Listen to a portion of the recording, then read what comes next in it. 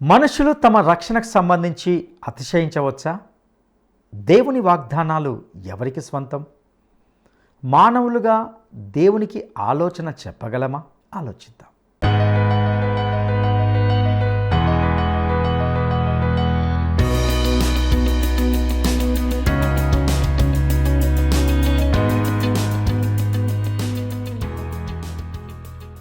క్రీస్తునందు ప్రియమైన ప్రేమధార టీవీ వీక్షకులందరికీ మన ప్రభువును రక్షకుడైన యేసు క్రీస్తు బలమైన నామంలో శుభములు తెలియజేస్తున్నాం. నేటి మన ధ్యాన భాగంగా రోమా పత్రిక 11వ అధ్యాయము 19 నుండి 36 వరకు ధ్యానించుకోబోతున్నాం.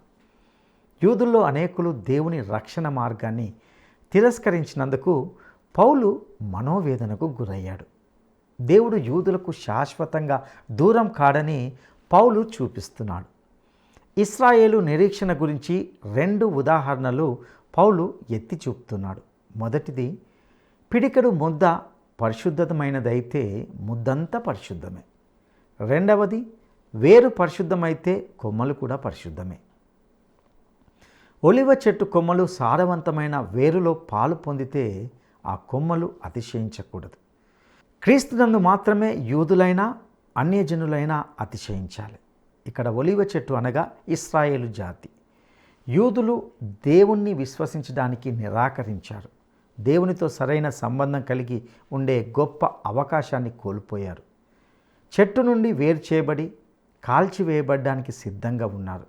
అయితే అన్యజనులు అనేకులు దేవుని యందు విశ్వాసముంచి ఆయనతో నిజమైన సంబంధాన్ని పొందగలిగారు.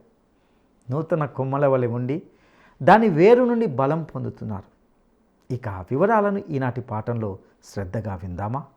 శ్రోతలు, ఈరోజు మన వాక్య పాఠ్య భాగం రోమా పత్రిక 11వ అధ్యాయం 19 నుండి 36 వచనం వరకు శ్రద్ధగా వినండి. పౌలు ఉపమాన భాషలో మాట్లాడుతున్నాడు. చెట్టును వేరు భరిస్తుంది గాని వేరును చెట్టు భరించదు గదా. ఆలివ్ చెట్టు అంటే ఇశ్రాయేలు జాతి, అడవి ఆలివ్ చెట్టు అంటే సంఘం. దేవుడు అబ్రాహాము, ఇస్సాకు, యాకోబులను ఆలివ్ చెట్టు వేరుగా చేశాడు. ఇశ్రాయేలు జాతి నుండే, అదే వేరు నుండే మనకు ఎన్నెన్నో దీవెనలు సంక్రమించాయి. మన ప్రభువు రక్షకుడు అయిన యేసుక్రీస్తు అందులో నుండే వచ్చాడు. 20వ వచనం, అడవి ఒలీవ కొమ్మలు ఈ ఆలివ్ చెట్టుకు అంటుకట్టబడ్డాయి. అడవి చెట్టు అంటోంది, నేను అంటుకట్టబడే నిమిత్తము కొమ్మలు విరిచివేయబడినవి అని నీవంటావు. మంచిది, వారి అవిశ్వాసమును బట్టి విరిచివేయబడ్డారు. నీవైతే విశ్వాసమును బట్టి నిలిచి ఉన్నావు. గర్వించకు, భయపడు. గ్రహించాలి, వారి అవిశ్వాసమును బట్టి దేవుడు వారిని అవతల పెట్టేశాడు. క్రైస్తవ సోదరుడా, సోదరి, నీవు ఈ ఆలివ్ చెట్టులో భాగమయ్యావంటే ఇందులో నీ గొప్పతనమేమీ లేదు. అతిశయాస్పదం బొత్తిగా లేదు. నీ సంఘ సభ్యత్వము, నీ మంచి ప్రవర్తన, అర్హతలు కానే కావు. నీవు కేవలం యేసుక్రీస్తునందలి విశ్వాసాన్ని బట్టే ఇందులో నిలిచి ఉన్నావు. విశ్వాస ప్రాతిపదిక మీదనే నీ ఉనికి, నీ మనికి. ఇదిగో మీకో హెచ్చరిక. దేవుడు స్వాభావికమైన కొమ్మలను విడిచిపెట్టని ఎడల నిన్ను విడిచిపెట్టడు. ఇశ్రాయేలీయులు తప్పిపోయారు, దేవుని మాట వినలేదు. దేవుడు వారిని శిక్షించకుండా వదల్లేదు. అలాగే సంఘం కూడా. వారైనా వీరైనా పాపం చేస్తే దేవుని శిక్ష తప్పదు. రాను రాను సంఘం లవొదికయ్య తరహాకు దిగజారింది. ప్రకటన 3వ అధ్యాయంలో లవొదికయ్య సంఘమును చూడండి. మహాశ్రమల కాలంలో యేసు ప్రభు ఈ సంఘాన్ని ఉమ్మేస్తాను అన్నాడు. ఊహించండి, సార్వత్రిక సంఘం ఎత్తబడిన తరువాత ఆదివారం ఆరాధనకు లవొదికయ్య సంఘం ఇక్కడే కూడుకుంటుంది. గాని అందులో క్రీస్తు లేడు. క్రీస్తునందు ఆ సంఘము లేదు. అది యేసు ఉమ్మేసిన సంఘం. అయితే ఫిలదెల్ఫియా సంఘం అలాంటిది కాదు. ప్రకటన గ్రంథం 3వ అధ్యాయం 10వ వచనం ప్రభు అన్నాడు, నీవు నా ఓర్పు విషయమైన వాక్యమును గైకొన్నావు గనుక భూనివాసులను శోధించడానికి లోకమంతటి మీదికి రాబోయే శోధన కాలంలో నేను నిన్ను కాపాడతాను. అనగా మహాశ్రమల కాలంలో ఫిలదెల్ఫియాకు కాపుదల.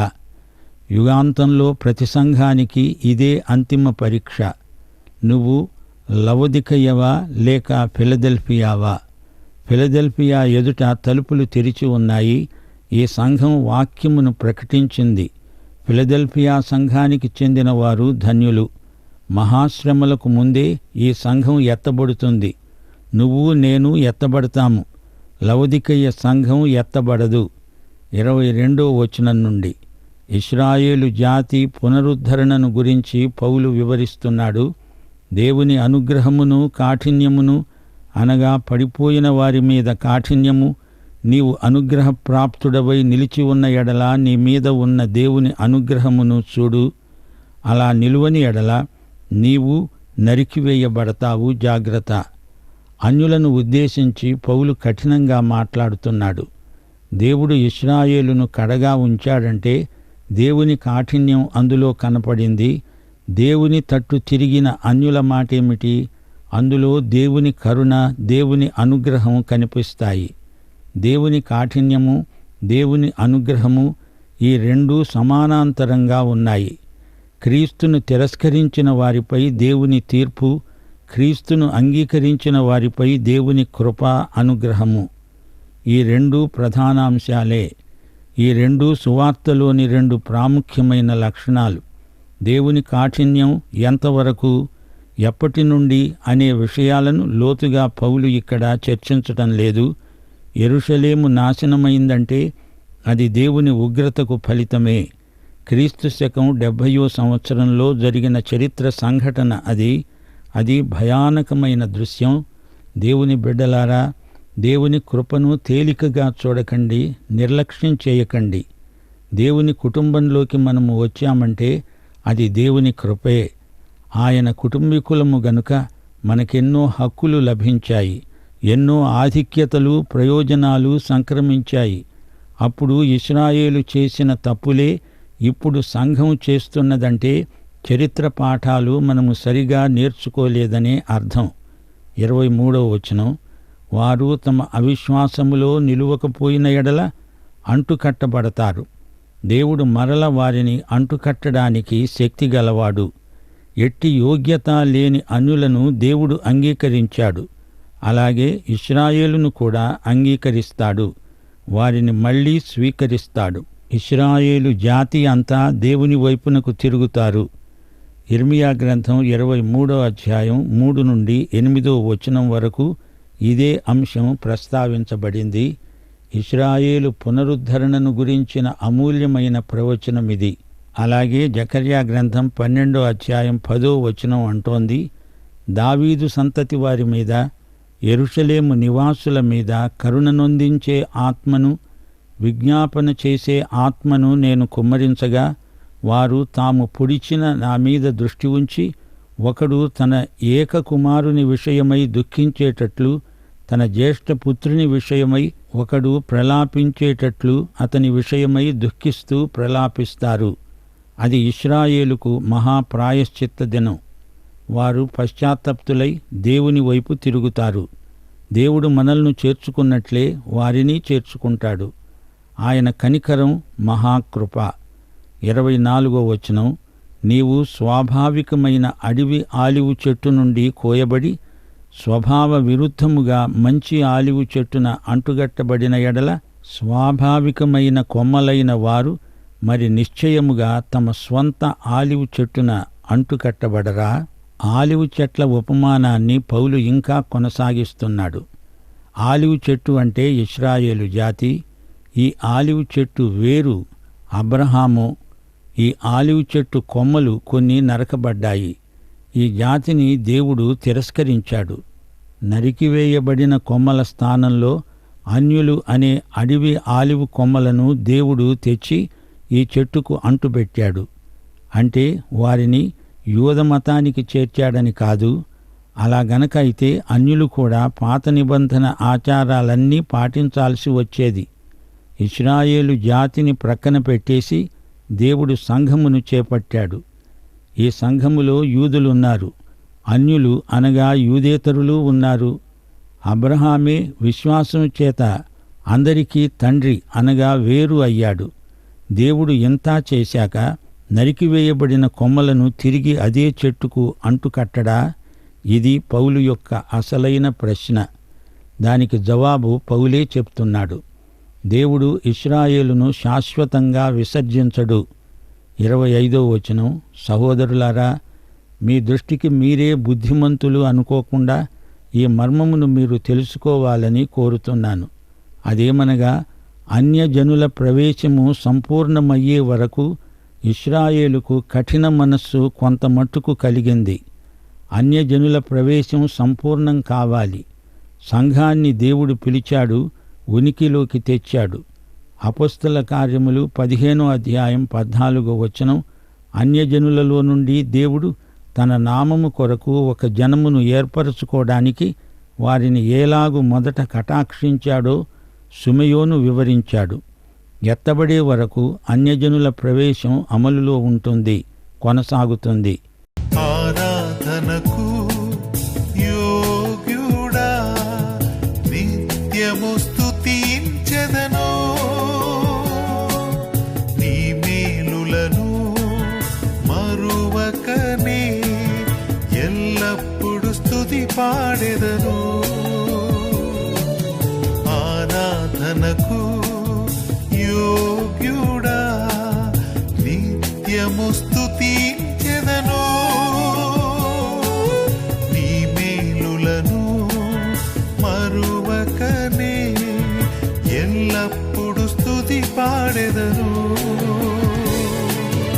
ఆరాధనా ఆరాధనా ఆరాధనా ఆరాధనా, నీ మేలులకై ఆరాధనా, నీ దీవెనకై ఆరాధనా, నీ మేలులకై ఆరాధనా, నీ దీవెనకై ఆరాధనా, ఆరాధనా ఆరాధనా ఆరాధనా ఆరాధనా.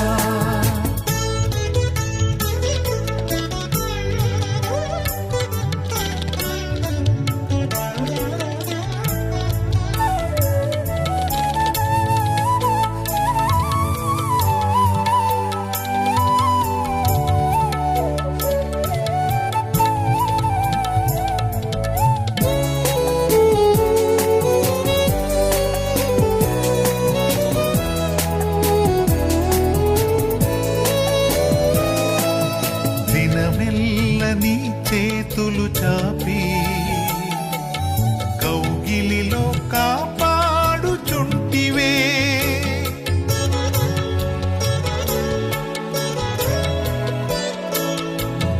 దినమెల్ల నీ చేతులు చాపి నీ కౌగిలిలో కాపాడుచుంటివే,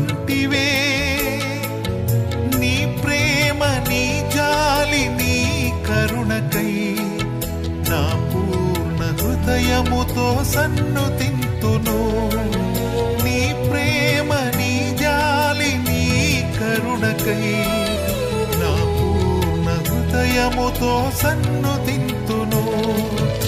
ఆరాధనా ఆరాధనా ఆరాధనా ఆరాధనా, నీ ప్రేమకై ఆరాధనా, నీ జాలికై ఆరాధనా, నీ ప్రేమకై ఆరాధనా, నీ జాలికై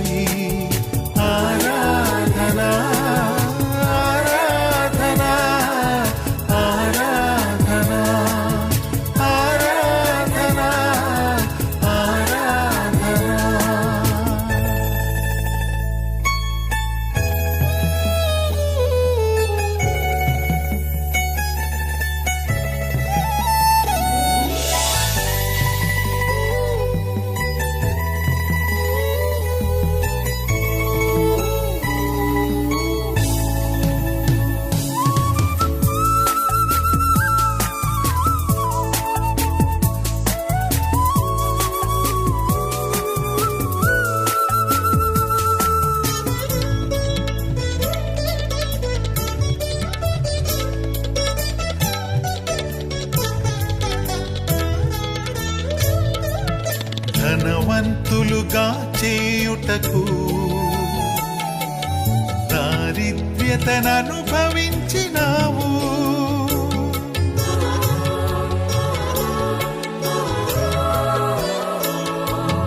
ధనవంతులుగా చేయుటకు దారిద్ర్యతను అనుభవించినావు. హెచ్చించి ఘనపరచిన నిర్మలాత్ముడా, పూర్ణాత్మ మనస్సుతో కొనియాడెదను. హెచ్చించి ఘనపరచిన నిర్మలాత్ముడా, పూర్ణాత్మ మనస్సుతో కొనియాడెదను. ఆరాధనా ఆరాధనా ఆరాధనా ఆరాధనా నీ కృప కొరకై ఆరాధనా, ఈ స్థితి కొరకై ఆరాధనా, నీ కృప కొరకై. ఈ లోకంలో సంఘము ఉన్నంత వరకు ఇశ్రాయేలుకు అంధత్వం, హృదయ కాఠిన్యం అలాగే ఉంటాయని ప్రవచనం చెబుతోంది. ఈ మర్మం మనం తెలుసుకోవాలి అంటున్నాడు పౌలు. పౌలు జీవించిన కాలంలో మార్మిక మతాలు కొన్ని ఉండేవి. ఈ రోజున ఎవరో ఒక వ్యక్తిని గురించి, ఏదో సిద్ధాంతాన్ని గురించి వాస్తవాన్ని కప్పిపుచ్చి అదేదో మర్మం అని చెప్పే మతశాఖలు కొన్ని ఉన్నాయి. పౌలు వీటిని గురించి మాట్లాడడం లేదు. పూర్వం దేవుడు బయలుపరచనిది ఇప్పుడు క్రీస్తునందు ప్రత్యక్షపరచబడింది మర్మము అని చెప్పబడుతుంది. క్రీస్తునందు బయలుపరచబడని మర్మము అంటూ ఏదీ లేదు. అన్యుల ప్రవేశము సంపూర్ణమవటం అంటే ఏమిటి? దీనిని జాగ్రత్తగా మనం గుర్తుపట్టాలి అనే భావనతో పౌలు ఇది మర్మము అంటున్నాడు. ఇది పాత నిబంధనలోని మర్మం కాదు. సంఘం కొత్త నిబంధన ఆలోచన, అది దేవుని సంకల్పం. 26, 27 వచనాలు. వారు ప్రవేశించేటప్పుడు విమోచకుడు సియోనులో నుండి వచ్చి యాకోబులో నుండి భక్తిహీనతను తొలగిస్తాడు. నేను వారి పాపములను పరిహరించినప్పుడు నా వలన వారికి కలిగే నిబంధన ఇదే అని రాయబడినట్లు ఇశ్రాయేలు జనులందరూ రక్షించబడతారు. ఇశ్రాయేలీయులందరూ రక్షించబడతారు అంటున్నాడు పౌలు. అంటే వ్యక్తిగతంగా ప్రతి ఒక్కడూ రక్షించబడతాడని కాదు, జాతిపరంగా ఇశ్రాయేలు పేరెత్తుతున్నాడు పౌలు. ప్రతి తరంలోనూ చిట్ట చివరికి శేషమే రక్షించబడుతూ వచ్చారు. యెషయా గ్రంథం 59వ అధ్యాయం 20వ వచనాన్ని పౌలు ఇక్కడ ఉటంకిస్తున్నాడు. సియోను నొద్దకు యాకోబులో తిరుగుబాటు చేయడం మాని మళ్ళుకొనిన వారి వద్దకు విమోచకుడు వస్తాడు. ఇదే యెహోవా వాక్కు. వ్యక్తిగతంగా ప్రతి ఒక్కడూ దేవుని తట్టు తిరగాలి అనే సందేశం ఇందులో ఉంది. శేషిత జనాంగమే ఆయన వైపునకు మరలి వస్తారు. వారందరూ రక్షించబడతారు. రక్షిత ప్రజ, శేషిత ప్రజ, వారినే ఇశ్రాయేలు అని జాతిపరంగా పౌలు పేర్కొంటున్నాడు. ఏలియా కాలంలో శేషం ఉన్నారు, దావీదు కాలంలో శేషము ఉన్నారు, పౌలు కాలంలో కూడా శేషిత ప్రజ ఉన్నారు. ఇప్పుడు మన కాలంలో కూడా ఉన్నారు. మహాశ్రమల కాలంలో కూడా శేషం అనబడిన రక్షిత ప్రజలు ఉంటారు. 28, 29 వచనాలు. సువార్త విషయమైతే వారు మిమ్మును బట్టి శత్రువులు గాని, ఏర్పాటు విషయమైతే పితరులను బట్టి ప్రియులై ఉన్నారు. ఏలయనగా దేవుడు తన కృపావరముల విషయములో, పిలుపు విషయములో పశ్చాత్తాపపడడు. పౌలు ఈ చర్చను ముగిస్తున్నాడు. అన్యుల కోసం ఇశ్రాయేలీయులు శత్రువులు కావలసి వచ్చింది. ఈ విధంగా సువార్త అన్యులకు అందడానికి ఆస్కారం ఏర్పడింది. అయితే అబ్రహామును బట్టి వీరందరూ ప్రియులే. అబ్రహాము, ఇస్సాకు, యాకోబు వీరు పితరులు. వీరిని బట్టి క్రైస్తవులు యూదుల పట్ల వ్యతిరేక వైఖరి అవలంబించకూడదు అని హెచ్చరిక. ఇశ్రాయేలు పడిపోయినా, మనం పడిపోయినా అది గాని ఇది గాని దేవుని సంకల్పమును చిత్తమును మార్చజాలవు. కృపావరములలో దేవునికి పక్షపాతమేదీ లేదు. పిలుపు విషయంలో కూడా దేవుడు తన సంకల్పాన్ని మార్చుకునే ప్రసక్తే లేదు. రక్షణ లేని వ్యక్తులను పశ్చాత్తాపపడవలసిందని చెప్పిన సందర్భం కాదిది. దేవుని పిలుపునకు మనుషుల సిఫార్సు అక్కర్లేదు. రక్షణ పొందడానికి నీవు గంటల తరబడి ఏడవనక్కర్లేదు. అయితే ప్రభువును విశ్వసించిన ఉద్రేకంలో కొందరు కన్నీరు కార్చవచ్చు. క్రీస్తునందలి విశ్వాసం మాత్రమే మనిషిని రక్షించగలదు. మరే మానవ పద్ధతి దేవుని పట్ల పనిచేయదు. నీ విశ్వాసం గొప్పది అని కాదు, గొప్ప దేవుడు కృపతో నిన్ను రక్షిస్తాడు. విశ్వాసము ద్వారా క్రీస్తు నీ రక్షకుడవుతాడు. 30-31 వచనాలు. మీరు గతకాలమందు దేవునికి అవిధేయులై ఉండి ఇప్పుడు వారి అవిధేయతను బట్టి కరుణించబడ్డారు. అటువలనే మీ ఎడల చూపబడిన కరుణను బట్టి వారు ఇప్పుడు కరుణ పొందే నిమిత్తము ఇప్పుడు వారు అవిధేయులై ఉన్నారు. శ్రోతలు గమనించండి, పౌలు అన్యులతో మాట్లాడుతున్నాడు. రోమా సంఘంలో ఉన్న విశ్వాసులందరూ అన్యులలో నుండి వచ్చిన వారే. ఇంకా ఎందరో రక్షించబడుతున్నారు. అన్యులలో రాను రాను అధిక సంఖ్యలో విశ్వాసులవుతున్నారు. అయినా వారు శేషమే. అన్యులను ఇప్పుడు రక్షిస్తున్న ప్రభువే తిరిగి ఇశ్రాయేలు జాతీయ శేషాన్ని రక్షిస్తాడు. వారైనా వీరైనా రక్షించబడేది దేవుని కృపే, కనికరమే. 32వ వచనం. అందరి ఎడల కరుణ చూపాలని దేవుడు అందరినీ అవిధేయతా స్థితిలో మూసివేసి బంధించి ఉన్నాడు. చివరికి ఇటు ఇశ్రాయేలు అటు అన్యులు అందరూ అవిధేయులు కావడము ఎంతైనా శోచనీయం. అందుకే దేవుడు అంటున్నాడు, ఎఫెసీ పత్రిక 2వ అధ్యాయం 8-9 వచనాలు, మీరు విశ్వాసము ద్వారా కృపచేతనే రక్షించబడి ఉన్నారు. ఇది మీ వలన కలిగినది కాదు, దేవుని వరమే. అది క్రియల వలన కలిగినది కాదు గనుక ఎవడూ అతిశయపడడానికి వీల్లేదు. శ్రోతలు వింటున్నారా? దేవుడు ఇశ్రాయేలు జాతిని పునరుద్ధరిస్తాడు. గొప్ప జాతీయ ఉజ్జీవం రాబోతోంది. దేవుని జ్ఞాన సంపద మన బుద్ధికి అందనిది. దేవుడు చేసే ప్రతి పని జ్ఞానయుక్తమైనది, పరిపూర్ణమైనది, సమగ్రమైనది. దేవుని తీర్మానాన్ని ప్రశ్నించడానికి నీవెవరు? ప్రకృతి సంబంధులు దేవునికి ఎదురు ప్రశ్నలు వేస్తుంటారు. ఆ మాటకొస్తే మనలో ఉన్న పాత స్వభావం అలాగే అప్పుడప్పుడు దేవునికి ఎదురు తిరుగుతుంది. ఎందరో క్రైస్తవులు ఇలాంటి ప్రశ్నలే అడిగేవారున్నారు. సువార్త ఎన్నడూ విని ఉండని వారు ఎలా నశిస్తారు? అది ఎవరి బాధ్యత అని అడుగుతారు. ప్రియ శ్రోతలు గ్రహించండి, దేవుడు సార్వభౌముడు. ఆయన తీర్మానాలకు తిరుగులేదు. ఆయన తీర్పులు న్యాయసమ్మతమైనవి. దేవుని సృష్టి అయిన మానవుడు దేవుని కంటే అధిక జ్ఞాని కాగలడా? ఆహా, దేవుని బుద్ధిజ్ఞానముల బాహుళ్యము ఎంతో గంభీరము. ఆయన తీర్పులు శోధింపనెంతో అశక్యములు. ఆయన మార్గములు ఎంతో అగమ్యములు. దేవునికి సమస్తము తెలుసు. జ్ఞాన సర్వస్వము ఆయన యందే ఉన్నది. 1 కొరింథీ 2వ అధ్యాయం 14వ వచనం. ప్రకృతి సంబంధి అయిన మనుష్యుడు దేవుని ఆత్మ విషయములను అంగీకరించడు. అవి అతనికి వెర్రితనముగా ఉన్నవి. అవి ఆత్మానుభవము చేతనే వివేచింపదగినవి గనుక అతడు వాటిని గ్రహించజాలడు. మనకేది శ్రేష్టమైనదో అదే దేవుడు మన పట్ల జరిగిస్తాడు. దేవుడు ఎందుకిలా చేస్తున్నాడు అంటే నీ మేలు కోసమే. అక్కడే నీ విశ్వాసం పరీక్షకు వచ్చేది. మనం దేవుని పిల్లలం, చిన్నపిల్లలం.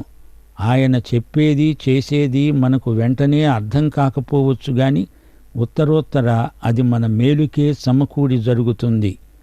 దేవుని బుద్ధిజ్ఞానముల బాహుళ్యములో నుండి వచ్చిన ప్రతిదీ మనకెంతో విలువైనది, అమూల్యమైనది. ఆయన తీర్పులు, ఆయన మార్గములు మనకెంతో ప్రియమైనవి. 34-35 వచనాలలో పౌలు కొన్ని ప్రశ్నలు వేస్తున్నాడు. ప్రభువు మనస్సును ఎరిగిన వారెవరు? ఆయనకు ఆలోచన చెప్పిన వాడెవడు? ముందుగా ఆయనకిచ్చి ప్రతిఫలం పొందగలవాడెవడు? యేసును, ఆయన పునరుత్థాన శక్తిని ఎరిగి ఉండే నిమిత్తం సమస్తము నష్టపరుచుకుంటాను అన్నాడు పౌలు. ఆయనే ఆలోచనకర్త. ఆయనకెవరూ ఆలోచన చెప్పనక్కర్లేదు. దేవుడు ఎవరికీ ఏమీ అచ్చి ఉండలేదు. ఆయనకిచ్చిన వారికి అంతకంటే అధికంగానే ఆయన తిరిగి ఇస్తాడు. ప్రియశ్రోత, నీవి యేసుక్రీస్తును నీ హృదయంలో కలిగి ఉన్నావా? పౌలీయమైన ఆశీర్వాదంతో పాఠం ముగిస్తాము. యేసుక్రీస్తు మూలముగా, ఆయన ద్వారా, ఆయన నిమిత్తము సమస్తము కలిగి ఉన్నవి. యుగయుగముల వరకు ఆయనకే మహిమ కలుగునుగాక. ఆమేన్. ప్రియ స్నేహితులారా, మీ ఉచిత క్యాలెండర్ మీ ఇంటి అడ్రస్కే పంపడానికి సిద్ధంగా ఉంది. మీ క్యాలెండర్ కాపీని అందుకోవడానికి దయచేసి మీ పేరు, మీ చిరునామా మరియు మీ మొబైల్ నంబర్ను SMS లేదా వాట్సాప్ సందేశం ద్వారా స్క్రీన్పై చూపించబడే నంబర్కు పంపండి. మా వాట్సాప్ నంబర్ 9399952570.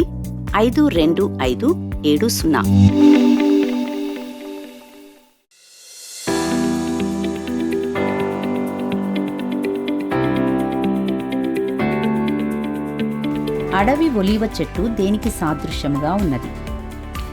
అడవి ఒలీవ చెట్టు దేనికి సాదృశ్యముగా ఉన్నది? 1 సంఘానికి, 2 ఇశ్రాయేలు జాతికి, 3 ఆత్మీయ ఆతిథ్యం. ఈ ప్రశ్నకు సరైన జవాబును ఈ వాట్సాప్ నంబర్కు పంపండి. మా వాట్సాప్ నంబర్ 9399952570. ప్రియులారా, ఇంతవరకు మనము రోమాపత్రిక 11వ అధ్యాయము 19 నుండి 36 వరకు ధ్యానించుకున్నాం. ఇక్కడ ఇశ్రాయేలు జాతి ఒలీవ చెట్టుతో పోల్చబడినట్లుగా చూసాం. విశ్వసించిన అన్యజనులు కూడా అంటుకట్టబడిన కొమ్మలుగా ఉంటున్నారు. ద్రాక్షవల్లిలో తీగలు నిలిచి ఉన్నట్లుగా అన్యజనులు క్రీస్తునందు నిలిచి ఉన్నారు. దేవుడు ఫలించని కొమ్మలను విరిచివేసి నిలిచి ఉండు కొమ్మలు బహుగా ఫలించాలని కోరుకుంటున్నారు. అందరూ దేవునికి విధేయులుగా ఉండాలి.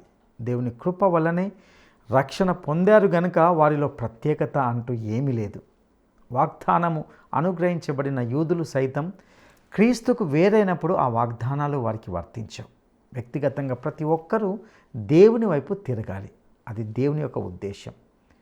దేవుడు తన నిర్ణయానుసారంగా రక్షణను మానవులకు అందించాడు. అనగా అందరూ పాపం చేసి ఉండగా దేవుడు అందరికీ రక్షణ అనుగ్రహించడానికి తన కుమారుని బలిగా అర్పించాడు.